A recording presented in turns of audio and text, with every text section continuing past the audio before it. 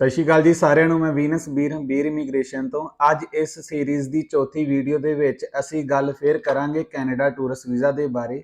ਤੁਸੀਂ ਵੀ ਸੋਚੋਗੇ ਕਿ ਅਸੀਂ ਕੈਨੇਡਾ ਟੂਰਿਸਟ ਵੀਜ਼ਾ ਨੂੰ ਇੰਨਾ ਪ੍ਰਮੋਟ ਕਿਉਂ ਕਰਦੇ ਪਏ ਹਾਂ। ਕੈਨੇਡਾ ਟੂਰਿਸਟ ਵੀਜ਼ਾ ਦੇ ਬਾਰੇ ਅਸੀਂ ਜ਼ਿਆਦਾ ਗੱਲ ਇਸ ਕਰਕੇ ਕਰਦੇ ਪਏ ਹਾਂ ਕਿਉਂਕਿ ਜੋ ਅਸੀਂ ਪਰਸੈਂਟੇਜ ਦੇਖੀ ਹੈ, ਜਿੰਨੇ ਵੀ ਜਾਣੇ ਸਾਨੂੰ ਕਾਲ ਕਰਦੇ ਆ, ਉਹਨਾਂ ਵਿੱਚੋਂ ਬਹੁਤ ਹੱਦ ਤੱਕ 70 ਤੋਂ 80% ਬੰਦੇ ਉਹ ਹੈਗੇ ਆ ਜਿਨ੍ਹਾਂ ਦੇ ਵੀਜ਼ੇ ਜਾਂ ਤਾਂ ਰਿਫਿਊਜ਼ ਹੋਏ ਆ, ਜਾਂ ਫਿਰ ਜਿਨ੍ਹਾਂ ਦੇ ਬੈਂਡ ਸਕੋਰ ਨਹੀਂ ਹੈਗੇ, ਜਾਂ ਫਿਰ ਉਹਨਾਂ ਦਾ ਗੈਪ ਆ, ਜਾਂ ਫਿਰ ਉਹਨਾਂ ਕੋਲ ਹੋਰ ਕੋਈ ਦੂਜਾ ਤੀਜਾ ਤਰੀਕਾ ਨਹੀਂ ਲੱਗ ਪਾ ਰਿਹਾ। ਨਾ ਵਰਕ ਪਰਮਿਟ ਲੱਗਦਾ ਪਿਆ ਵਾ, ਨਾ ਬਿਜ਼ਨਸ ਵਾਸਤੇ ਪੈਸੇ ਹੈਗੇ ਆ, ਨਾ ਸਟੱਡੀ ਵੀਜ਼ਾ ਵਾਸਤੇ ਬੈਂਡ ਤੇ ਸਟੱਡੀ ਹੈਗੀ ਆ।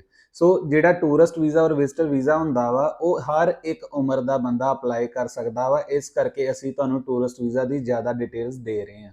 ਬਾਕੀ ਅੱਜ ਅਸੀਂ ਟੂਰਿਸਟ ਵੀਜ਼ਾ ਦੇ ਵਿੱਚ ਗੱਲ ਕਰਾਂਗੇ ਕਰੰਟ ਅਕਾਊਂਟ ਔਰ ਸੇਵਿੰਗ ਅਕਾਊਂਟ ਦੀ। ਪਿਛਲੇ ਟੌਪਿਕ ਦੇ ਵਿੱਚ, ਪਿਛਲੀ ਵੀਡੀਓ ਦੇ ਵਿੱਚ ਅਸੀਂ ਗੱਲ ਤੁਹਾਡੇ ਨਾਲ ਕੀਤੀ ਸੀ ਫੰਡਸ ਦੀ ਡਿਟੇਲ ਬਾਰੇ।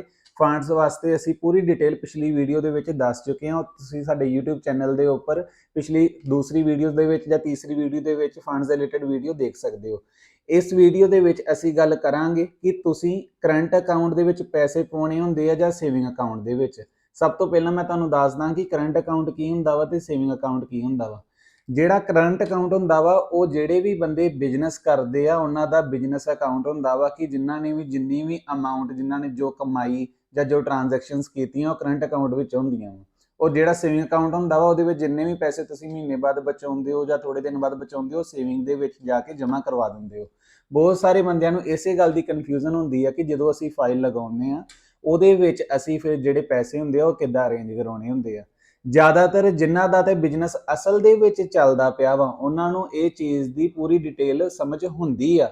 ਪਰ ਜਿਹੜੇ ਬੰਦਿਆਂ ਨੇ ਇਹ ਚੀਜ਼ ਸਿਰਫ ਬਾਹਰ ਜਾਣ ਕਰਕੇ ਬਿਜ਼ਨਸ ਅਕਾਊਂਟ ਆਪਣਾ ਕ੍ਰੀਏਟ ਕੀਤਾ ਹੁੰਦਾ ਵਾ ਜਾਂ ਫਿਰ ਨਕਲੀ ਡਾਕੂਮੈਂਟ ਬਣਾਏ ਹੁੰਦੇ ਆ, ਉਹਨਾਂ ਨੂੰ ਇਸ ਚੀਜ਼ ਦੀ ਦਿੱਕਤ ਆਉਂਦੀ ਆ। ਮੈਂ ਫਿਰ ਵੀ ਤੁਹਾਨੂੰ ਇਸ ਵੀਡੀਓ ਦੇ ਵਿੱਚ ਡਿਟੇਲ ਦੱਸ ਦਵਾਂਗਾ ਕਿ ਜਿੰਨਾ ਵੀ ਤੁਸੀਂ ਫਰੋਡ ਹੋਣ ਤੋਂ ਬਚ ਸਕਦੇ ਹੋ ਉਹਨਾਂ ਬਚੋ। ਜੇ ਆਪਣਾ ਇਹ ਅਪਲਾਈ ਕਰਦੇ ਵੀ ਹੋ ਤੇ ਤਰੀਕੇ ਦੇ ਨਾਲ ਸੋਚ ਸਮਝ ਕੇ ਸਮਾਰਟ ਵਰਕ ਕਰੋ, ਨਾ ਕਿ ਜੇ ਫੇਕ ਚੀਜ਼ਾਂ ਵੀ ਕਰਦੇ ਪਏ ਹੋ ਤੇ ਇਹ ਨਹੀਂ ਜ਼ਰੂਰੀ ਕਿ ਗਲਤ ਚੀਜ਼ਾਂ ਹੀ ਕਰੀ ਜਾਣੀਆਂ ਵਾ।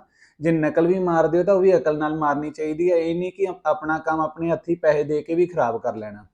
ਸੋ ਪਹਿਲਾਂ ਮੈਂ ਤੁਹਾਨੂੰ ਇਹ ਦੱਸ ਦਵਾਂ ਕਿ ਜਿਹੜਾ ਕਰੰਟ ਅਕਾਊਂਟ ਹੁੰਦਾ ਵਾ, ਜੇ ਤੇ ਤੁਸੀਂ ਬਿਜ਼ਨਸ ਕਰਦੇ ਪਏ ਹੋ ਫਿਰ ਤੁਸੀਂ ਆਪਣਾ ਕਰੰਟ ਅਕਾਊਂਟ ਆਪਣੇ ਖਾਤੇ ਦੇ ਵਿੱਚ ਆਪਣੀ ਫਾਈਲ ਦੇ ਵਿੱਚ ਸ਼ੋ ਕਰਵਾ ਸਕਦੇ ਹੋ।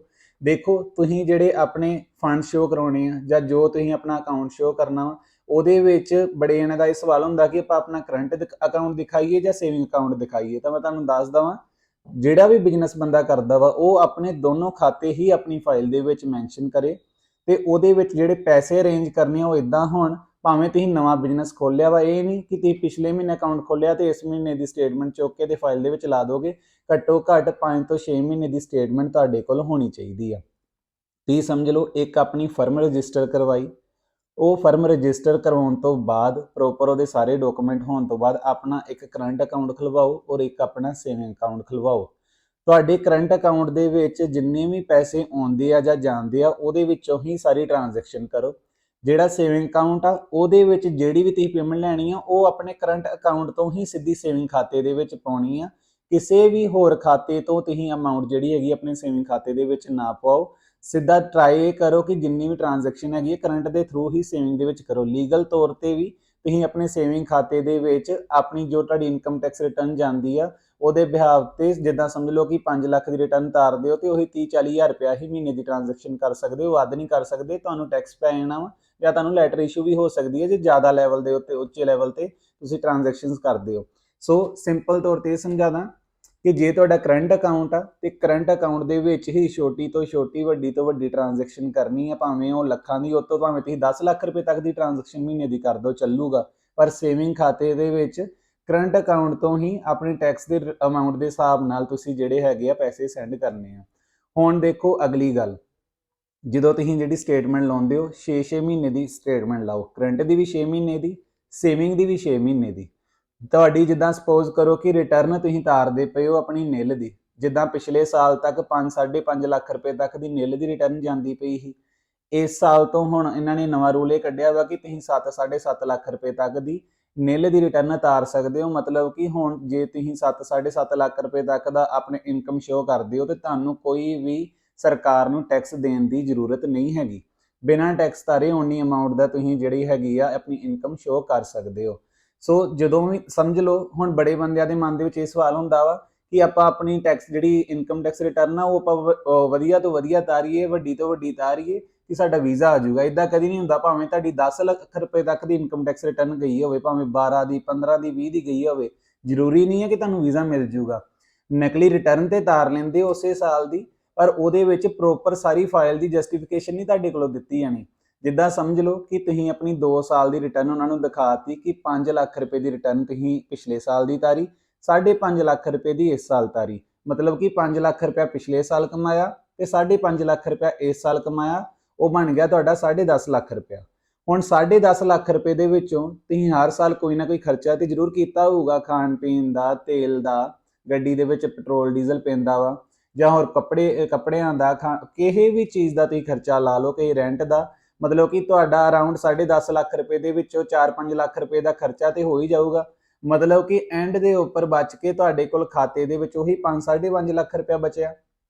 ਔਰ ਸਮਝ ਆਪਣਾ ਤੁਸੀਂ ਉਹ 5.5 ਲੱਖ ਰੁਪਇਆ ਹੀ ਸੇਵਿੰਗ ਦੇ ਵਿੱਚ ਸਮਝ ਲਓ ਕਿ ਤੁਸੀਂ ਸ਼ੋਅ ਕਰਵਾਉਣਾ ਵਾ। ਇਹ ਨਹੀਂ ਕਿ ਤੁਹਾਡੀ ਰਿਟਰਨ 10-10.5 ਲੱਖ ਰੁਪਏ, 5 ਲੱਖ ਰੁਪਏ ਦੀ ਰਿਟਰਨ ਸ਼ੋਅ ਕੀਤੀ ਆ, 2 ਸਾਲ ਦੀਆਂ ਰਿਟਰਨਾਂ ਫਾਈਲ ਦੇ ਵਿੱਚ ਲਾਈਆਂ ਵਾ, 10.5 ਲੱਖ ਰੁਪਏ ਦੀ ਸੇਵਿੰਗ ਹੋ ਗਈ, ਔਰ ਖਾਤੇ ਦੇ ਵਿੱਚ ਤੁਸੀਂ ਆਪਣਾ 10-15-20 ਲੱਖ ਰੁਪਇਆ ਸ਼ੋਅ ਕਰ ਦਿਓ ਕਿਸੇ ਕੋ ਵਿਆਜੀ ਚੁੱਕ ਕੇ, ਕਿਉਂਕਿ ਜ਼ਿਆਦਾਤਰ ਬੰਦੇ ਤੇ ਇਹੀ ਕਰਦੇ ਆ ਕਿ ਵਿਆਜੀ ਪੈਸੇ ਚੁੱਕ ਕੇ ਤੇ ਫੰਡ ਸ਼ੋਅ ਕਰਾ ਦਿੰਦੇ ਆ, ਜਾ ਕੇ ਆਪਣੇ ਭੂਆ, ਚਾਚੀ, ਮਾਸੀ, ਤਾਈ ਨੂੰ ਕਹਿ ਕੇ ਫੰਡ ਸ਼ੋਅ ਕਰਵਾ ਲੈਂਦੇ ਆ।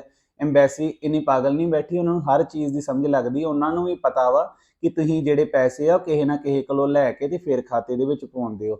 ਇਸ ਕਰਕੇ ਜੇ ਕਿਸੇ ਕੋਲੋਂ ਵੀ ਫੰਡ ਲੈ ਕੇ ਪਾਉਂਦੇ ਹੋ, ਖਾਤੇ ਦੇ ਵਿੱਚ ਤੁਹਾਡੀ ਜਿਹੜੀ ਇਨਕਮ ਟੈਕਸ ਰਿਟਰਨ ਗਈ ਆ ਉਹਦੇ ਅਕੋਰਡਿੰਗ ਪੈਸੇ ਹੋਣੇ ਚਾਹੀਦੇ ਆ। ਮਤਲਬ ਕਿ ਜੇ ਤੁਸੀਂ 5 ਲੱਖ ਰੁਪਏ ਦੀ ਸਾਲ ਦੀ ਰਿਟਰਨ ਤਾਰੀ ਆ, 2 ਸਾਲ ਦੀਆਂ ਰਿਟਰਨਾਂ ਫਾਈਲ ਦੇ ਵਿੱਚ ਸ਼ੋਅ ਕੀਤੀਆਂ ਵਾ, ਟੋਟਲ ਅਮਾਊਂਟ 10 ਲੱਖ ਹੋ ਗਈ। 10 ਲੱਖ ਵਿੱਚੋਂ ਖੁਦ ਹੀ ਖਰਚਾ ਐਸਟੀਮੇਟ ਲਾ ਲਓ ਕਿ ਕਿੰਨਾ ਕੱਟਿਆ ਜਾਊਗਾ, ਮਤਲਬ 5-5.5 ਲੱਖ ਰੁਪਏ ਦਾ ਐਗਜ਼ਾਮਪਲ ਦੇ ਤੌਰ ਤੇ ਸਮਝ ਲਓ ਕਿ ਖਰਚਾ ਕਰਤਾ। ਤੁਹਾਡੇ ਖਾਤੇ ਵਿੱਚ 5 ਲੱਖ ਰੁਪਏ ਦੇ ਫੰਡ ਦਿਖਾ ਦੋਗੇ, ਇਨਫ ਆ, ਇਸ ਤੋਂ ਜ਼ਿਆਦਾ ਫੰਡ ਦਿਖਾਉਣ ਦੀ ਜ਼ਰੂਰਤ ਨਹੀਂ ਹੈਗੀ।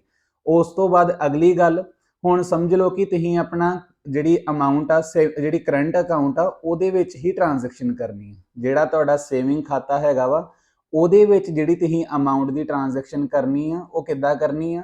ਜਿੱਦਾਂ ਤੁਹਾਡੀ 5 ਲੱਖ ਦੀ ਸਾਲ ਦੀ ਰਿਟਰਨ ਆ, 5 ਲੱਖ ਨੂੰ 12 ਦੇ ਨਾਲ ਡਿਵਾਈਡ ਕਰ ਲਓ, ਮਤਲਬ ਕਿ 12 ਮਹੀਨਿਆਂ ਦੇ ਨਾਲ ਡਿਵਾਈਡ ਕਰ ਲਿਆ।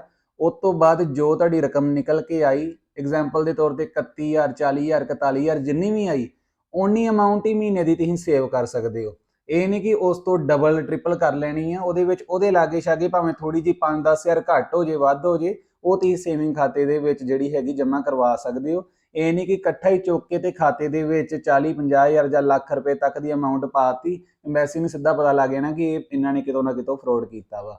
ਹੁਣ ਜੇ ਦੇਖੋ ਕਿ ਤੁਹਾਨੂੰ ਕਿਤੋਂ ਉਹ ਅਮਾਊਂਟ ਸੀਰੀਅਸਲੀ ਆਈ ਹੈ ਕਿ ਕਿਸੇ ਕੋਲੋਂ ਪੈਸੇ ਲੈਣੇ ਹੀ, ਕੋਈ ਪਲੋਟ ਵੇਚਿਆ, ਕੋਈ ਚੀਜ਼ ਵੇਚ ਕੇ, ਜਾਂ ਕਿਸੇ ਚੀਜ਼ ਦਾ ਪ੍ਰੋਫਿਟ ਆਇਆ ਵਾ, ਉਹ ਚੀਜ਼ ਦਾ ਫਿਰ ਆਪਣੀ ਫਾਈਲ ਦੇ ਵਿੱਚ ਨਾਲ ਉਹਦਾ ਪ੍ਰੂਫ ਵੀ ਲਗਾਓ, ਉਹਨੂੰ ਫਾਈਲ ਨੂੰ ਜਸਟੀਫਾਈ ਕਰੋ ਉਹਦੇ ਵਿੱਚ ਕਿ ਇਹ ਪੈਸੇ ਕਿੱਥੋਂ ਆਏ, ਕਿੱਦਾਂ ਆਏ, ਕਾਹਦੇ ਪੈਸੇ ਆ। ਕਿਉਂਕਿ ਇਨਕਮ ਜਿਹੜਾ ਤੁਹਾਡਾ ਸੋਰਸ ਆ, ਉੱਤੋਂ ਤੇ ਤੁਹਾਨੂੰ ਜਿੰਨੇ ਪੈਸੇ ਮਿਲਦੇ ਪਏ ਆ ਉਹ ਤੇ ਤੁਹਾਡੇ ਖਾਤੇ ਤੋਂ ਸ਼ੋਅ ਹੁੰਦਾ ਪਿਆ ਵਾ, ਪਰ ਜਿਹੜੇ ਵੱਧ ਪੈਸੇ ਵਿੱਚ ਸ਼ੋਅ ਹੁੰਦੇ ਪਏ ਉਹ ਕਿੱਥੋਂ ਆਏ ਉਹ ਵੀ ਦੱਸਣਾ ਵਿੱਚ ਜ਼ਰੂਰੀ ਹੁੰਦਾ ਵਾ। ਇਸ ਕਰਕੇ ਕਰੰਟ ਅਕਾਊਂਟ ਤੇ ਸੇਵਿੰਗ ਅਕਾਊਂਟ ਦੀ ਵਰਤੋਂ ਇਸ ਹਿਸਾਬ ਨਾਲ ਕਰੋ ਕਿ ਕਰੰਟ ਨੂੰ ਆਪਣੇ ਖਰਚਿਆਂ ਲਈ ਵਰਤੋ, ਟ੍ਰਾਂਜੈਕਸ਼ਨ ਲਈ ਵਰਤੋ। ਸੇਵਿੰਗ ਦੇ ਵਿੱਚ ਤੁਹਾਡੇ ਸਟੇਬਲ ਅਮਾਊਂਟ ਭਾਵੇਂ 3-3.5 ਲੱਖ ਰੁਪਏ ਦੀ ਵੀ ਪਈ ਹੋਊਗੀ, ਵੀਜ਼ਾ ਮਿਲ ਜਾਣਾ ਵਾ। ਜ਼ਰੂਰੀ ਨਹੀਂ ਕਿ 15-20 ਲੱਖ ਰੁਪਏ ਹੀ ਸ਼ੋਅ ਕਰੋਗੇ ਤੇ ਫਿਰ ਵੀਜ਼ਾ ਆਊਗਾ। ਹਜੇ ਵੀ ਜੇ ਕਰੰਟ ਔਰ ਸੇਵਿੰਗ ਖਾਤੇ ਦਾ ਤੁਹਾਨੂੰ ਨਹੀਂ ਸਮਝ ਲੱਗੀ ਤਾਂ ਤੁਸੀਂ ਮੈਨੂੰ ਡਾਇਰੈਕਟ ਕਾਲ ਕਰ ਸਕਦੇ ਹੋ 7617381138 ਦੇ ਉੱਪਰ। ਕਿਸੇ ਟਾਈਮ ਜ਼ਿਆਦਾ ਕਾਲਸ ਦੇ ਕਰਕੇ ਫੋਨ ਬਿਜ਼ੀ ਹੋਣ ਕਰਕੇ ਨਹੀਂ ਚੁੱਕਿਆ ਜਾਂਦਾ, ਜਾਂ ਮੈਂ ਬਹੁਤ ਜ਼ਿਆਦਾ ਬਿਜ਼ੀ ਹੁੰਦਾ ਮਿਲਣ ਦੇ ਵਿੱਚ ਜਾਂ ਕਿਸੇ ਵੀ ਚੀਜ਼ ਦੇ ਵਿੱਚ। ਮੈਂ ਜ਼ਿਆਦਾਤਰ ਟਰਾਈ ਕਰਦਾ ਵਾਂ ਕਿ ਹਰ ਇੱਕ ਐਪਲੀਕੈਂਟ ਦੇ ਨਾਲ ਖੁਦ ਹੀ ਕਾਲ ਕਰਾਂ, ਪਰ ਜ਼ਿਆਦਾ ਬਿਜ਼ੀ ਹੋਣ ਕਰਕੇ ਗੱਲ ਨਹੀਂ ਹੁੰਦੀ। ਫਿਰ ਤੁਸੀਂ ਮੈਨੂੰ ਅਗਲੇ ਦਿਨ ਜਾਂ 2 ਦਿਨ ਬਾਅਦ ਜ਼ਰੂਰ ਕਾਲ ਕਰ ਲਓ, ਜਾਂ ਮੈਨੂੰ WhatsApp ਦੇ ਉੱਪਰ ਮੈਸੇਜ ਕਰ ਦਿਓ। ਆਪਣੀ ਜੋ ਵੀ ਪ੍ਰੋਬਲਮ ਹੈਗੀ ਆ ਉਹ ਤੁਸੀਂ WhatsApp ਦੇ ਉੱਪਰ ਸ਼ੇਅਰ ਕਰੋ, ਮੈਂ ਤੁਹਾਨੂੰ ਦੁਬਾਰਾ ਜ਼ਰੂਰ ਕਾਲ ਕਰੂੰਗਾ। ਅਗਰ ਕਿਸੇ ਨੂੰ ਕਾਲ ਨਹੀਂ ਆਈ, ਸਾਡੇ ਕੋਲ ਸਕਿਪ ਹੋ ਗਈ ਆ, ਤਾਂ ਪਲੀਜ਼ ਟਰਾਈ ਕਰੋ ਕਿ 1-2 ਦਿਨ ਬਾਅਦ ਫਿਰ ਕਾਲ ਕਰ ਲਓ। ਜਿਹੜੇ ਲਾਗੇ ਦੇ ਹੈਗੇ ਆ ਬਟਾਲੇ ਸ਼ਹਿਰ ਦੇ, ਉਹ ਤੁਹਾਨੂੰ ਇੱਥੇ ਆਫਿਸ ਦੇ ਵਿੱਚ ਆ ਕੇ ਮਿਲਣ। ਬਾਕੀ ਆਪਣੀ ਅਗਲੀ ਆਉਣ ਵਾਲੀ ਵੀਡੀਓਜ਼ ਦੇ ਵਿੱਚ ਤੁਹਾਨੂੰ ਇਹੋ ਜਿਹੀਆਂ ਚੀਜ਼ਾਂ ਆਪਾਂ ਵੀਜ਼ਾ ਦੇ ਰਿਲੇਟਡ ਦੱਸਾਂਗੇ ਕਿ ਤੁਸੀਂ ਸੋਚਿਆ ਵੀ ਨਹੀਂ ਹੋਊਗਾ ਕਿ ਵੀਜ਼ਾ ਦੇ ਵਿੱਚ, ਇਸ ਇੰਡਸਟਰੀ ਦੇ ਵਿੱਚ ਕੀ ਕੁਝ ਹੋ ਰਿਹਾ ਵਾ। ਬਾਕੀ ਜਿਹੜੇ ਵੀਜ਼ਾ ਲਗਵਾਉਣਾ ਚਾਹੁੰਦੇ ਆ, ਪੂਰੀ ਇਹ ਸਾਡੀ ਸੀਰੀਜ਼ ਜ਼ਰੂਰ ਦੇਖਿਓ। ਤੁਸੀਂ ਇੰਨੇ ਕਿ ਜ਼ਿਆਦਾ ਇਸ ਚੀਜ਼ ਤੋਂ ਸਮਝ ਲਓ ਕਿ ਅਵੇਅਰ ਹੋ ਜਾਓਗੇ, ਇੰਨੀ ਕਿ ਨੌਲੇਜ ਤੁਹਾਨੂੰ ਮਿਲ ਜਾਊਗੀ ਕਿ ਕਦੀ ਵੀ ਤੁਸੀਂ ਕਿਸੇ ਕੋਲੋਂ ਵੀ ਠੱਗੀ ਦੇ ਸ਼ਿਕਾਰ ਨਹੀਂ ਹੋਵੋਗੇ, ਔਰ ਤੁਹਾਡੇ ਵੀਜ਼ਾ ਦੇ ਵਿੱਚ ਤੁਹਾਨੂੰ ਕਿਤੇ ਵੀ ਹੈਲਪ ਲੈਣ ਦੀ ਲੋੜ ਨਹੀਂ ਪਊਗੀ। ਬਾਕੀ ਜੁੜੇ ਰਹੋ ਬੀਰ ਇਮੀਗ੍ਰੇਸ਼ਨ ਦੇ ਨਾਲ। ਮੈਂ ਵੀਨਸ ਬੀਰ, ਥੈਂਕ ਯੂ।